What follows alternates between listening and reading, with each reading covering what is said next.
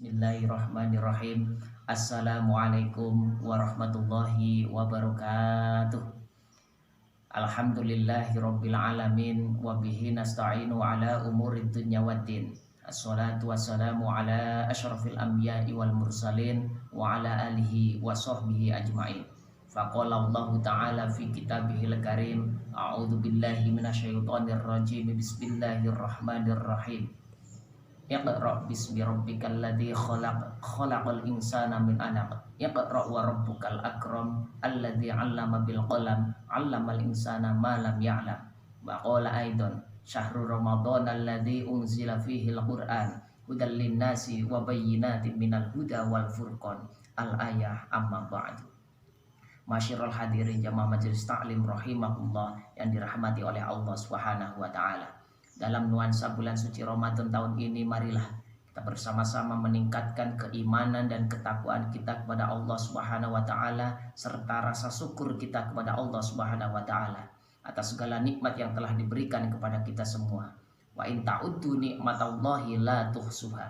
Andaikan kita akan menghitung nikmat Allah, niscaya kita tidak akan dapat menghitungnya.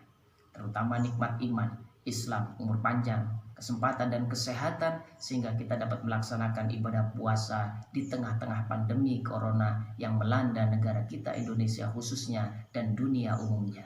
Mudah-mudahan dengan ibadah puasa yang bersifat sirriyah rahasia, Allah akan segera mengangkat wabah corona. Amin amin ya rabbal alamin. Hadirin jamaah majelis ta'lim rahimahullah yang dirahmati oleh Allah Subhanahu wa taala. Dalam kesempatan ini saya ingin menyampaikan kajian Islam tentang Nuzulul Quran. Bulan Ramadan, di mana merupakan salah satu bulan yang dimuliakan oleh Allah Subhanahu wa taala. Karena di dalamnya di samping kita diwajibkan untuk melaksanakan ibadah puasa, di dalamnya pun ada momentum atau sejarah besar bagi umat Islam. Salah satu di antaranya adalah malam Nuzulul Quran. Nuzulul Quran berasal dari bahasa Arab.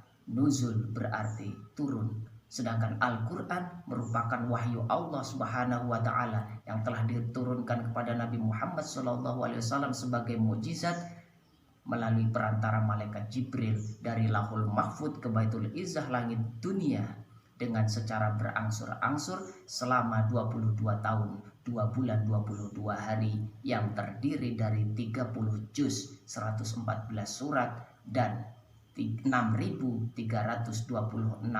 ayat atau 6.666 ayat menurut pendapat ulama yang lain. Hadirin jamaah majelis taklim rahimakumullah. Bagaimana sejarah turunnya Al-Quran?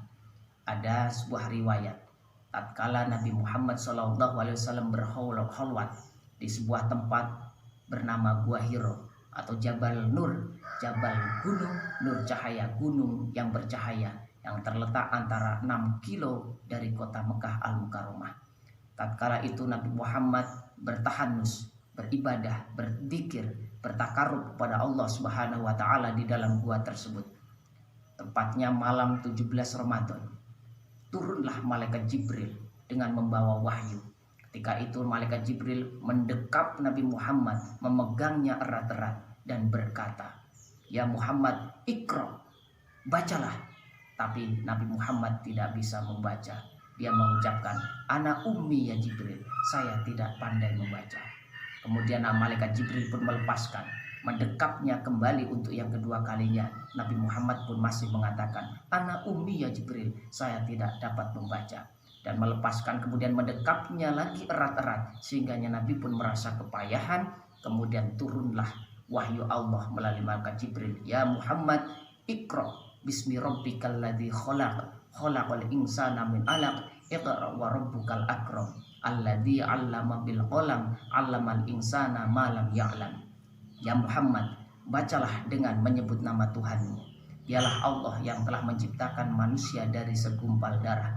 Bacalah, Tuhanmu lah yang maha pemurah. Dia telah mengajarkan manusia dengan kalam dan mengajarkan manusia apa yang tidak diketahui. Nah, ketika itu Nabi Muhammad bisa membaca atas izin Allah Subhanahu wa taala. Namun keadaan kondisinya menggigil, rasa khawatir, rasa takut dan kemudian beliau pulang untuk menemui Siti Khadijah. Wahai Siti Khadijah, aku takut, aku khawatir, aku menggigil apa yang terjadi pada diriku. Kemudian Siti Khadijah pun sebagai wanita yang solehah tampil menghibur Nabi Muhammad SAW.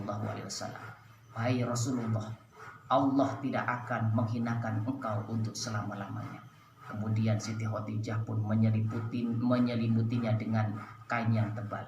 Nah, ketika itulah kemudian Allah pun menurunkan wahyu surat Al-Mudaththir. Ya ayyuhal mudaththir, kum fa'andir, wa rabbaka fakabbir, wa thiyabaka fatahhir, wa rujza fahjur. Wahai orang yang berselimut, bangun dan berilah peringatan kepada manusia. Tuhanmu lah engkau agungkan. Pakaianmu bersihkanlah dan tinggalkanlah perbuatan yang keji. Kemudian ketika itulah Nabi Muhammad merasa tenang karena mendapatkan perintah dari Allah Subhanahu wa taala. Kemudian Allah memperjelas turunnya Al-Qur'an pada bulan Ramadan dalam Al-Qur'an surat 185 yang berbunyi, Bismillahirrahmanirrahim. Syahrul Ramadan alladzi unzila fihil Qur'an hudal linnasi wa bayyinatin minal huda wal furqan. Bulan Ramadan di mana telah aku turunkan Al-Qur'an sebagai petunjuk bagi manusia dan juga penjelas serta pembeda antara hak dengan yang batil. Hadirin jamaah majelis taklim rahimakumullah. Dari firman wahyu Allah Subhanahu wa taala tersebut, maka dapatlah kita ambil pengertian hikmah bahwa Al-Qur'an diturunkan kepada umat manusia sebagai pedoman, sebagai petunjuk, sebagai penjelas, juga sebagai pembeda antara hak dengan yang batil. Mudah-mudahan kita senantiasa akan menjadi ahli Quran yang mengamalkan, mengaplikasikan Al-Quran dalam kehidupan sehari-hari, sehingga kita mendapat nur atau hidayah dari Al-Quran itu sendiri. Karena di dalam kita membaca Al-Quran banyak hikmah atau fadilah keutamaan yang akan kita dapatkan. Di antaranya kita akan tergolong orang yang paling baik, paling mulia di antara makhluk yang lain. Kita akan mendapatkan syafaat Al-Quran, kita akan dipermudah dari segala urusan, dan kita akhirnya akan menjadi teman nanti di surga. Subhanallah, walhamdulillah, wala ilaha illallah, wallahu akbar, walillahil hamd, wala haula wala quwata illa billahil aliyil azim. Hadirin jamaah majelis taklim rahimakumullah, dan mudah-mudahan kita juga akan menjadikan Al-Quran sebagai tuntunan, bukan tontonan, dan menjadikan Al-Quran sebagai imam, bukan makmum, dan menjadikan Al-Quran sebagai pegangan, bukan sebagai bahan cemoohan.